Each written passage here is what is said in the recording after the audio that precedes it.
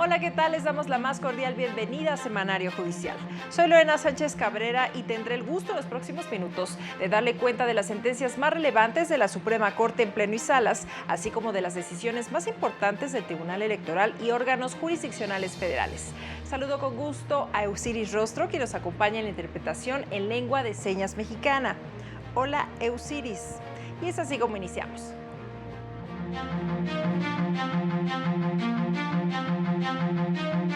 Por resultar discriminatorias, la Corte invalidó disposiciones de municipios de Sonora que imponían multa por dormir en la calle. Reconocen labor de la Suprema Corte en la defensa del Estado de Derecho. Medios de comunicación no son responsables de expresiones contenidas en inserciones pagadas, determinó la primera sala. Vigente reforma judicial que contempla elección de personas juzgadoras mediante voto popular.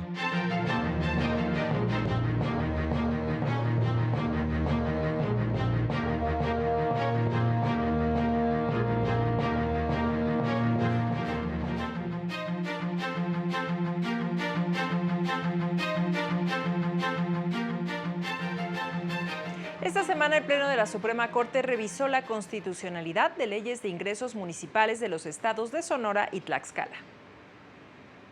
El Pleno de la Corte invalidó disposiciones de leyes de ingresos de municipios de Sonora y Tlaxcala. De las leyes de Sonora declaró inconstitucionales los artículos que establecían multas por pernoctar en la vía pública o lotes baldíos, o por pernoctar en estado de ebriedad o bajo el influjo de tóxicos en interiores de vehículos o en la vía pública. Al respecto, el proyecto propone declarar su invalidez por estar redactadas en términos neutrales, lo que puede generar una discriminación en perjuicio de las personas carentes de un hogar propio. Aquí se propone declarar la invalidez de la norma impugnada por transgredir el principio de seguridad jurídica al delegar un amplio margen de discrecionalidad a las autoridades municipales para determinar la actualización de la falta. También de esas normas invalidó los preceptos que establecían cobros por organizar y realizar bailes, fiestas, espectáculos o festividades.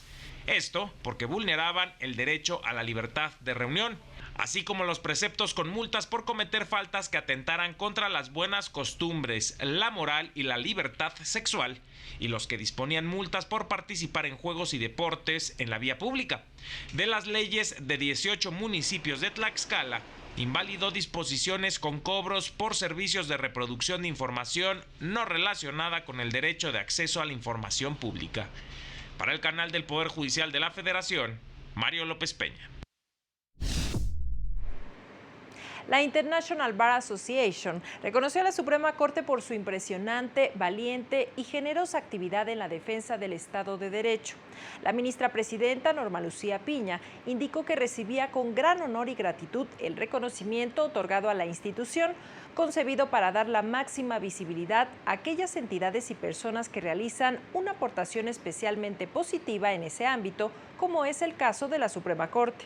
Agregó que desde su punto de vista, este reconocimiento debía ser para todas las personas que integran el Poder Judicial Federal, que en estos momentos cruciales que habrán de delinear el futuro de México, han actuado con mucha entereza. En las últimas semanas hemos sido testigos de un amplio y diverso abanico de pronunciamientos, tanto a nivel nacional como internacional, en torno a las implicaciones y repercusiones de la reforma judicial.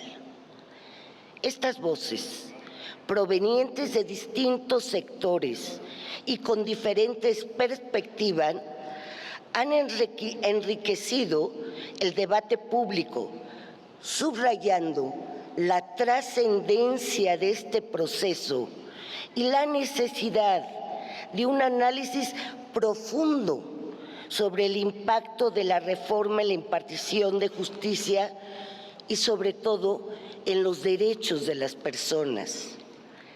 Se ha dicho que los derechos humanos están en riesgo permanente cuando el poder no puede ser contenido, frenado y controlado, que uno de los propósitos de un poder judicial independiente es proteger los derechos humanos y ser un contrapeso al poder que podría amenazar tales derechos.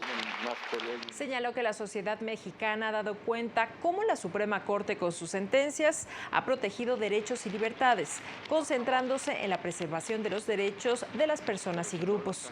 Reiteró que la independencia judicial como patrimonio de la humanidad está directamente vinculado con la esencia misma del carácter constitucional de las sociedades democráticas. La ministra presidenta estuvo acompañada de la ministra Ana Margarita Ríos Farjat y de los ministros Jorge Mario Pardo Rebolledo y Alberto Pérez Dayán durante la entrega del reconocimiento que le otorgó a la Corte la presidenta de la International Bar, Almudena Arpón de Mendívil. La primera sala resolvió asuntos relacionados con la cancelación del RFC, suspensión condicional y daño moral. En su sesión pública de esta semana, la primera sala de la Corte resolvió que los medios de comunicación no son responsables de las expresiones en inserciones pagadas por un particular. Explicó que las inserciones pagadas se diferencian de otro tipo de publicaciones, ya que una persona debe pagar al medio para que su mensaje sea difundido. Resolvió que los medios de comunicación deben seguir ciertos estándares para la publicación de inserciones. Primero, que se puede inferir que la publicación es una inserción pagada. Y segundo, que se advierta quién pagó para que, en su caso, los posibles afectados sepan contra quién interponer, si lo desean, una demanda por supuesta vulneración al honor, intimidad o a cualquier otro derecho. En otro asunto, la sala determinó que el reconocimiento expreso de la responsabilidad penal del imputado no es un requisito de procedencia del mecanismo de suspensión condicional del proceso. Interpretó que, de acuerdo con los artículos 191 a 200 del Código Nacional de Procedimientos Penales, la suspensión condicional del proceso es un mecanismo alternativo que busca la reparación del daño, cuya procedencia requiere, entre otras cuestiones, el consentimiento libre y voluntario de la víctima y de la persona imputada, sin que para ello se exija a esta última una declaración formal de responsabilidad penal. También la sala resolvió que es constitucional que se establezcan requisitos para la cancelación del Registro Federal de Contribuyentes por fusión de sociedades.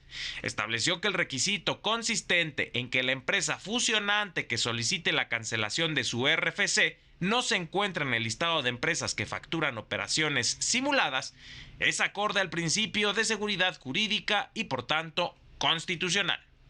Para el canal del Poder Judicial de la Federación, Mario López Peña. En otro asunto, a través de un comunicado, se dio a conocer que el Pleno de la Suprema Corte condenó el intento de agresión física sufrido por la ministra Loretta Ortiz Alf, así como diversos conatos de violencia. La Corte se pronunció por el estricto respeto a la libertad de expresión y manifestación de cualquier persona en contra o a favor de la reforma al Poder Judicial. Agregó que las manifestaciones deben ser pacíficas y respetar a todas las y los integrantes de este Poder Judicial. Y durante un seminario, el ministro Juan Luis González Alcántara Carrancá resaltó los asuntos en los que la Corte ha analizado las violaciones al procedimiento legislativo. En la segunda sesión del seminario sobre la defensa constitucional del Estado mexicano, el ministro Juan Luis González Alcántara Carrancá destacó la importancia de la democracia deliberativa. Dijo que este concepto parte de una visión mucho más amplia, en donde la toma de decisiones políticas implica una participación activa de todas las partes potencialmente afectadas, por ejemplo, en la aprobación de una reforma legislativa. Este modelo obliga a los actores políticos, que sabemos quiénes son, en primer lugar, a tomar en consideración solamente los intereses de las mayorías, como suele ocurrir en las postrimerías de triunfo político, considerado en una fracción en donde la tendencia a ignorar o incluso a minimizar los intereses de las minorías resultan difíciles de resistir. El ministro se refirió a los asuntos que ha resuelto la Suprema Corte de Justicia de la Nación, en los que ha construido una sólida línea jurisprudencial en torno a las violaciones al procedimiento legislativo. terminó con la acción de inconstitucionalidad 71 de 2023 y acumuladas, en las que el Tribunal Constitucional de nuestro país invalidó el segundo paquete de reformas político-electorales 2022-2023, el llamado Plan B, por violaciones al procedimiento legislativo. En conclusión, las irregularidades graves en el proceso legislativo, que incluyeron la falta de publicación oportuna de una reforma, las irregularidades graves en el proceso legislativo, que incluyeron una tramitación urgente sin una justificación adecuada, las irregularidades graves en el proceso legislativo, que incluyeron la ausencia de una reunión de las Naciones Unidas, las irregularidades graves en el proceso legislativo, que incluyeron la omisión de consulta previa a grupos vulnerables, desde el punto de vista de la mayoría de la Corte, desvirtuaron la integridad del debate parlamentario, pero sobre todo la participación efectiva de todos los legisladores. Para el canal del Poder Judicial de la Federación, Juan Carlos González. Es momento de hacer una pausa, pero regresamos con más noticias a Semanario Judicial.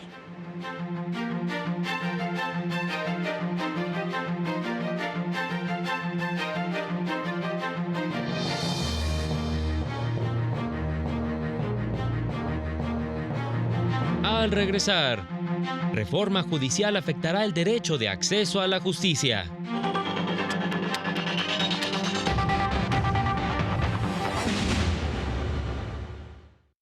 Gracias por continuar con nosotros. Seguimos con la información. La reforma judicial está vigente, por lo que ya comenzaron a correr los plazos para la elección extraordinaria de 2025, en la que se elegirán a las personas juzgadoras.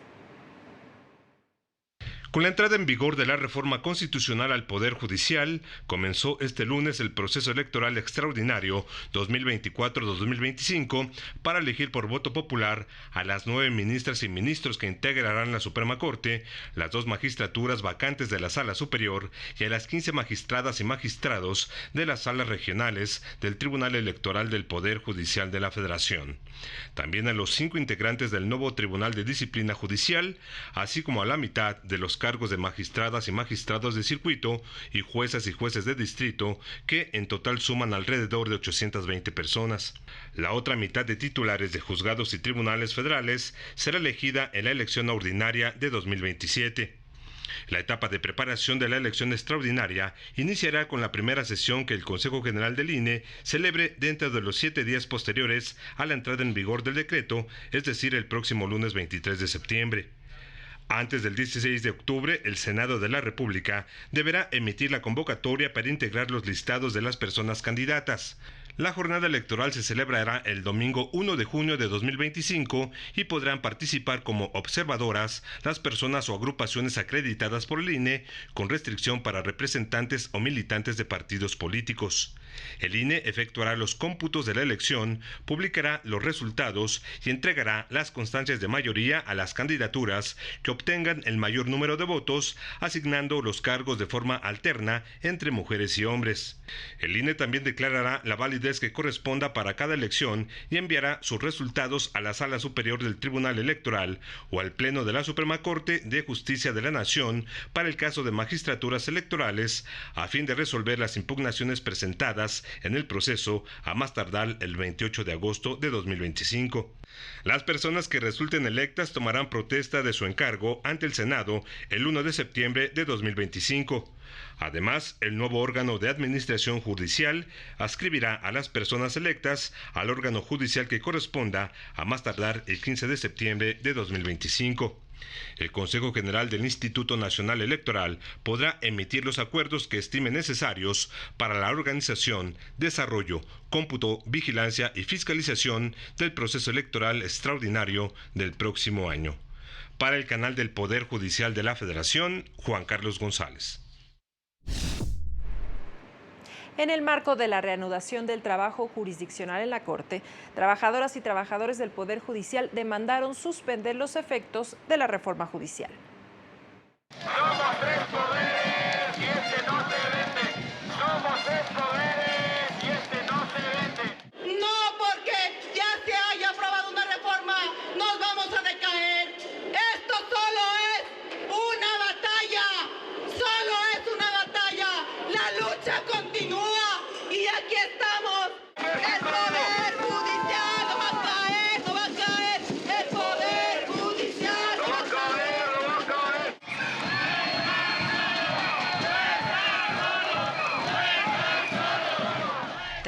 trabajadoras y trabajadores del Poder Judicial de la Federación siguen en pie de lucha. Afuera de la sede del máximo tribunal del país, esperaron la entrada de las y los ministros y reiteraron que se mantendrá la suspensión de actividades en el Consejo de la Judicatura Federal en defensa de la autonomía y rechazo a la reforma judicial. Y ahora por fin vamos a librar una lucha que sí es nuestra especialidad, que es la jurídica, y tenemos que envalentonar a la Suprema Corte y decirle a la gente que esto no es algo novedoso. Ya cortes en todo el mundo han invalidado reformas constitucionales, Colombia solo 2 recientemente. Entonces ahora tenemos que hacer esta batalla, porque si la Corte no se pronuncia en esta vez, ya no podría haber ninguna otra posibilidad, porque se va a politizar.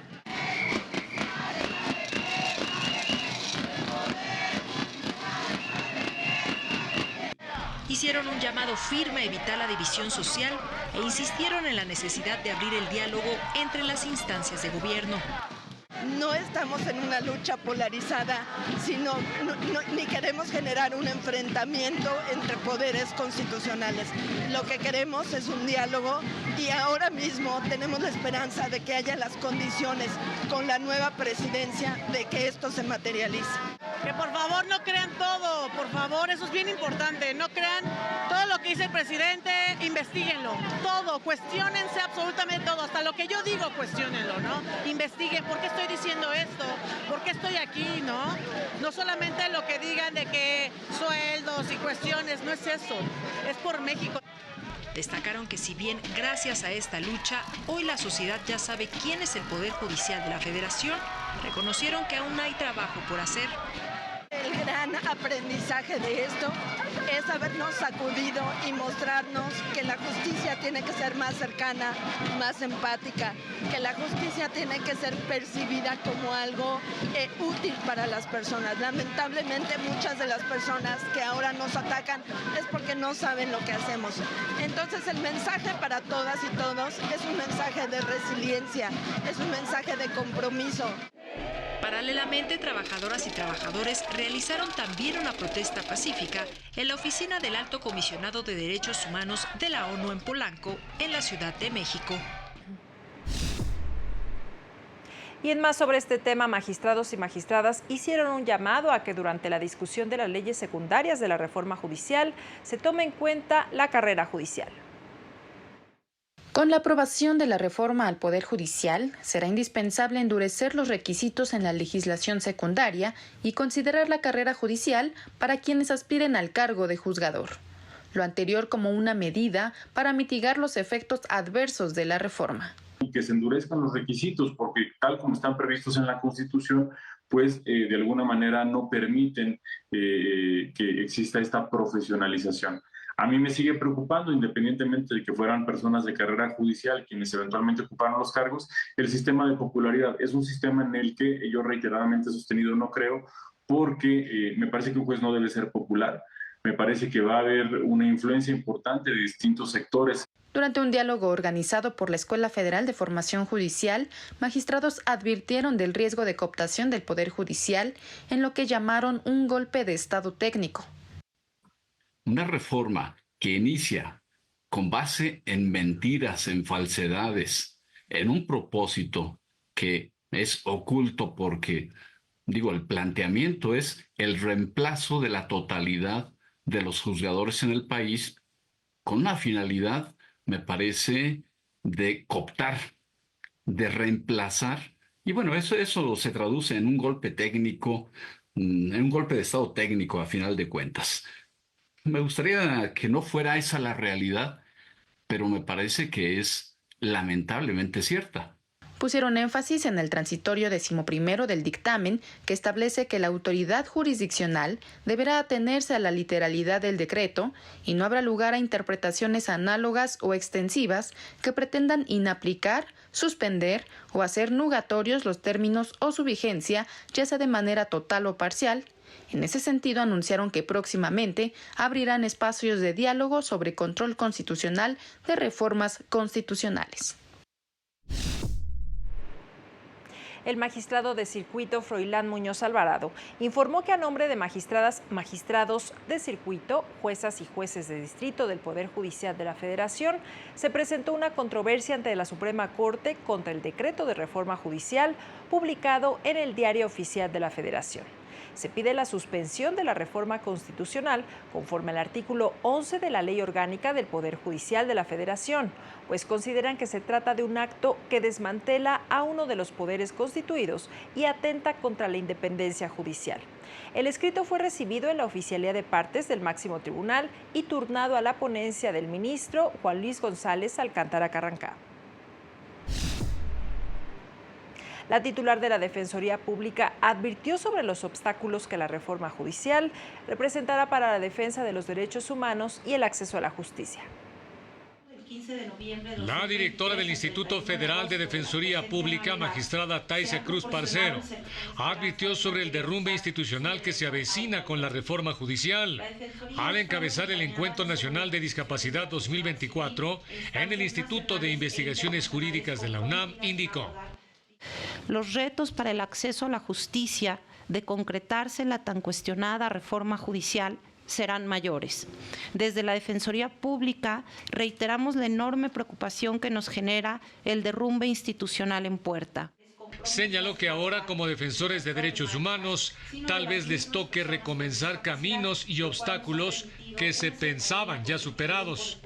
Hago votos para que lo enfrentemos con la fuerza y la convicción de que la razón que se funda en la defensa de los valores mínimos de nuestra democracia, como son la igualdad y la no discriminación, al margen de las mayorías autoritarias que hoy nos gobiernan, encontrará la manera de prevalecer. Cruz Parcero pidió tener presente la gravedad del momento y no perder de vista lo que pueda venir como consecuencia de la reforma judicial.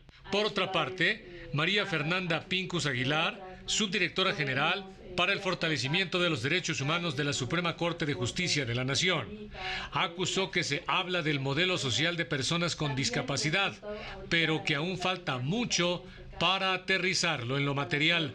Les digo, yo creo que todavía nos falta aterrizar en qué se traduce ese reconocimiento a la capacidad jurídica, que pues es del tema de que tenemos un mayor desarrollo jurisprudencial. Para el canal del Poder Judicial de la Federación, Óscar González. Y en el semanario judicial de esta semana se publicaron 53 criterios de distintos órganos jurisdiccionales, de los cuales 35 corresponden a la Suprema Corte. Del Pleno del Máximo Tribunal se publican 2 criterios de rubro: documentos digitalizados presentados electrónicamente para acreditar el interés jurídico o legítimo en el juicio de amparo y recusación en el amparo. No procede desechar las causales del impedimento por el hecho de ya estar listado para su resolución el asunto. La primera sala publicó 16 criterios, de los cuales 15 son jurisprudencias y una tesis aislada, de las cuales destacan la que establece que los topes máximos para la cuantificación del daño moral son inconstitucionales por violar el derecho de las víctimas a la reparación integral del daño. Demora en el dictado de sentencia en el procedimiento penal acusatorio, no viola el principio de inmediación cuando es consecuencia de la interposición de medios de impugnación.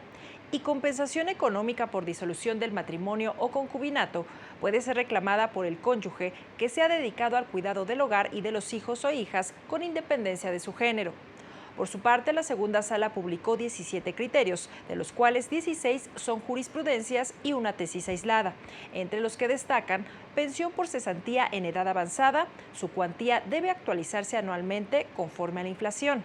Licencia por cuidados médicos, limitarla a los casos de madres o padres asegurados con hijos e hijas diagnosticadas con cáncer, viola el derecho a la igualdad, y fraude, elusión, evasión o conductas ilícitas en materia fiscal, su prevención y combate son una finalidad constitucionalmente válida, conforme a lo previsto en el artículo 27 de la ley del ISR. De plenos regionales se publicaron 8 criterios y de tribunales colegiados de circuito 10. Es momento de hacer una nueva pausa, pero regresamos con más noticias. No se vayan.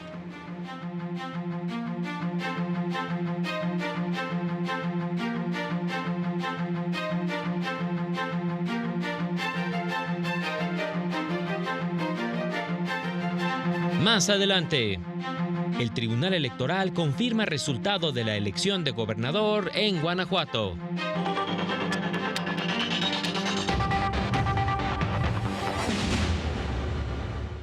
Ya estamos de regreso con más información. El Tribunal Electoral resolvió diversas impugnaciones relacionadas con la elección de gobernador en Guanajuato. La Sala Superior del Tribunal Electoral del Poder Judicial de la Federación confirmó el triunfo de Livia Denise García Muñoz Ledo en la elección por la gubernatura del estado de Guanajuato. Por unanimidad, las y los magistrados determinaron que Morena no aportó las pruebas suficientes para acreditar que la candidata de la coalición Fuerza y Corazón por Guanajuato incurrió en uso indebido de programas sociales. Denuncia con la que Morena buscaba la nulidad de la elección en dicho estado.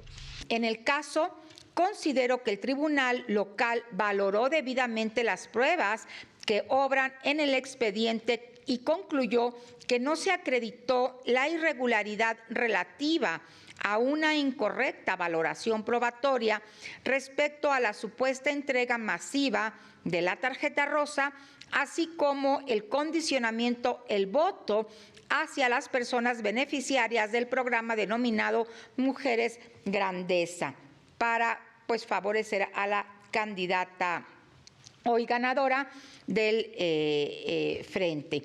El magistrado Reyes Rodríguez Mondragón votó a favor de la validez de la elección, sin embargo, emitió un voto concurrente luego de asegurar que sí hay indicios de que hubo un manejo clientelar de los programas sociales en Guanajuato, pero no de tal magnitud para anular la elección. Coincido en que en el caso concreto es válida la elección, pero considero que sí la Sala Superior, como una corte de cierre, debe analizar y señalar que durante el proceso electoral la administración y comunicación de los programas sociales generan cuestionamientos legítimos sobre que se haya respetado el principio de libertad del sufragio y por lo tanto equidad en la contienda.